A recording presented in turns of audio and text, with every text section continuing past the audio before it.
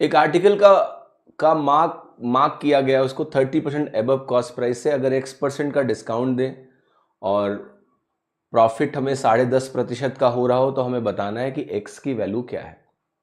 तो देखो यहाँ पर जब हमें परसेंटेज ऑफ डिस्काउंट कैलकुलेट करना है तो आप सिंपली CP को 100 मान के शुरू करिए, क्योंकि चूंकि मार्कअप दिया हुआ है आपको, मार्कअप आपको दिया है 30%, तो वही लॉजिक है।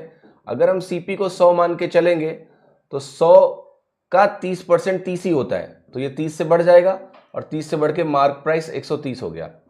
अब ये भी दिया हुआ है कि हमें जो मुनाफा हो रहा है वो 10.5% का है, तो इसका मतलब ये है कि जो सेलिंग प्राइस है वो CP से 10.5 ज्यादा होगा।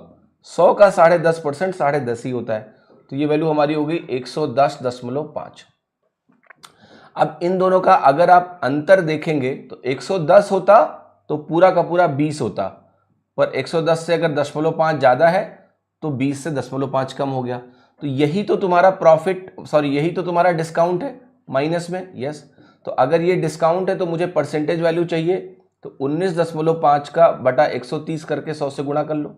ठीक है, तो ये वैल्यू आपकी 0 से 0 कटेगी, 195/13 15% होगा। अगर आप DPQ को रेगुलर फॉलो कर रहे हो तो मैंने कभी ना कभी ये जरूर बताया होगा आपको कि 13x15 एक महत्वपूर्ण प्रोडक्ट है और इसको ध्यान रखना। अगर आपने इसका ध्यान रख लिया तो आपको ये सब लिखने की जरूरत नहीं है, आप सिंपली बोलेंगे कि भाई ये 13 देखो ये तो चीज क्लियर है ना कि 10 से 20 के बीच में है, और 13x15 195 होता है, तो आंसर हो गया 15%। हाँ जी, कोई डाउट है क्या? नहीं। आप अगर ऑप्शंस भी देखो तो ऑप्शंस देख के बता दोगे ना कि भैया 15 होगा, 13-15 है ना, दशमलव कहाँ लगना है तो सोचना ही नहीं है आपको इस सवाल में। तो इस तरह से ये प्रश्न हल हो जाएगा आपका आसानी से। ठीक है।